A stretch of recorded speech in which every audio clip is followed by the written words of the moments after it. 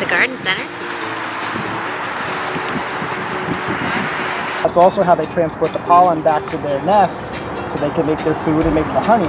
Now listen to what somebody told me today, Dave, and then you maybe say, I've never heard that one before because I got that response, but someone told me today that when a bumblebee buzzes, can you guys buzz around like little bumblebees?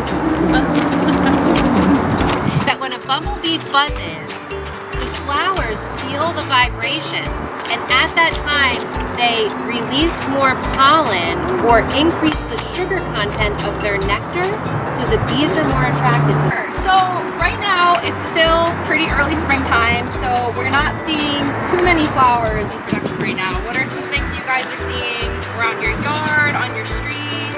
Any flowers yet? Not, yeah? I see some like red. Around my house there's some little flowers that are always in their white. White flowers, yeah. What else? Yeah, Hyacinths and daffodils, those are the really early spring flowers. And those are just kind of coming up now, but soon you're going to start seeing all of the trees and the shrubs start budding up and producing flowers really early, as well as dandelions. Dandelions are one of the first flowers that come up that are really important for early pollinators. Do you guys understand like why it's so important that the pollen moves inside the flower?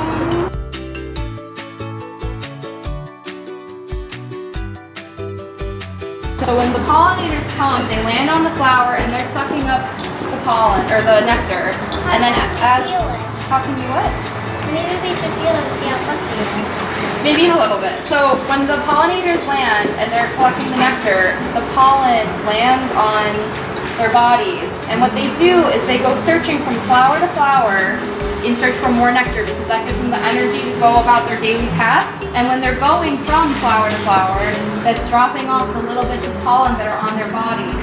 And in this way, that helps with either fruit production or seed production or, you know, just in general healthiness for the plants to continue to grow and be happy. And it's really important that you have lots of different types of flowering plants around so that there's some biodiversity happening, right? So you don't just want one type of flower or one type of vegetable, you want a really great mixture of different types of plants. So that way there is, you know, a really healthy ecological system happening. So same as you guys, you want to eat the same food every single day. Like you might really like strawberries, but do you only want to eat strawberries? No, but then we get sick of them. So the bugs that are pollinators, like the bees and the butterflies, they feel the same way. They don't just want to eat one type of flower, like dandelions forever. Yeah. So we want to have lots of different options for them so they get a full balanced diet through some time. But does anybody know what kind of plants these are? No, but I'll try to read it. Okay, there's definitely no. This sign up there says patio, melons. Tomato. This is what Dave was talking about. Does anybody see, let's do less touching though. Does anybody see a flower?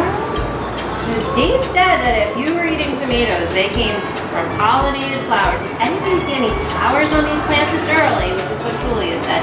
Can anybody find a flower, maybe a tiny little flower? And see, is there? I see 1, 2, I see 3. I'm seeing 3 flowers. I see a lot of buds. All right, a found one.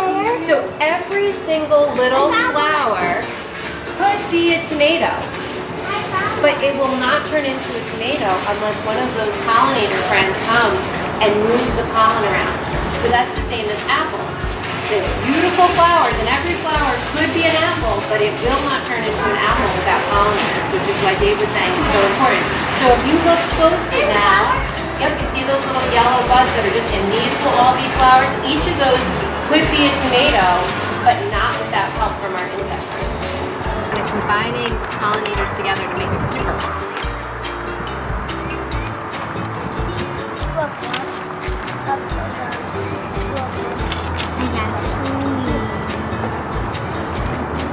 So the bumblebee, they live together and they like bright white, yellow, blue flowers with a mild, fresh, and pleasant scent. Butterflies like orange, red, and purple flowers, and they like a faint, fresh scent. So it doesn't have to be that strong of a scent.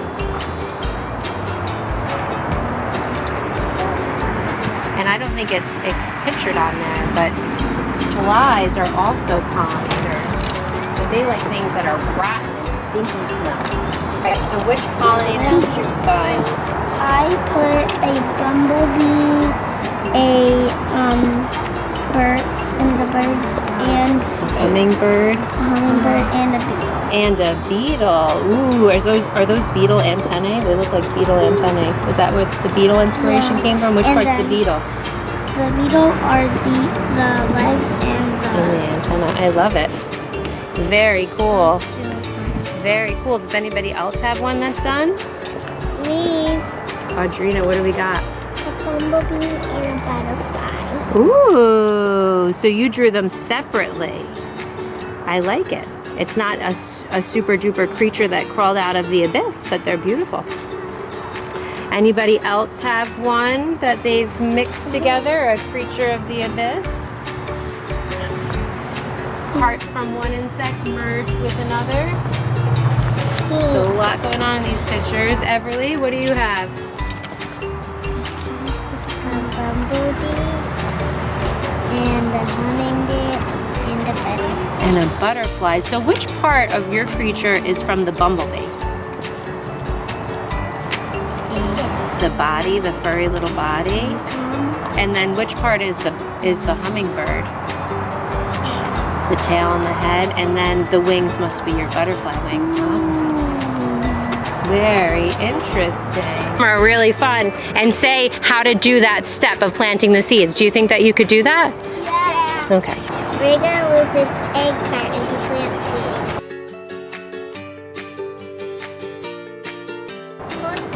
It'll each cup of soil. What's the soil? Okay, perfect. And then how do we like to do this? We want to dip our hand in, right? And just kind of splatter it. You think you could splatter some water on there? Good. So we want it to be damp, not soaking wet, which is why we're using our hand and splattering. Perfect.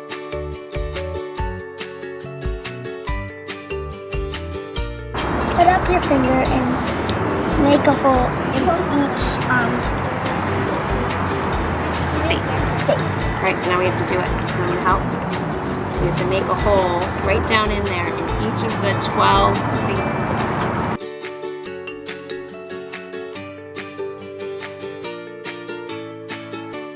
Drop a seed or two in each hole. All right, and then we gotta do this. So now we just do it. We get more than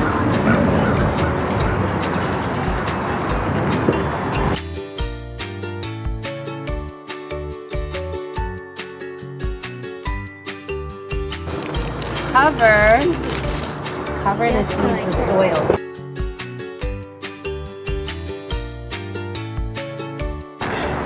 Put more water on to make them.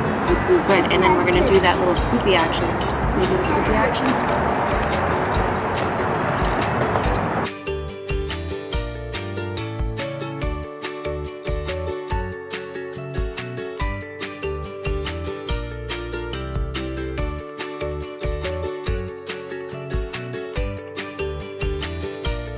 Place the tray in a plastic bag and keep it warm.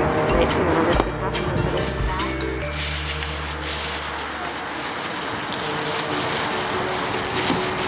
Now, once your seeds start to sprout, they're gonna want plenty of sunshine.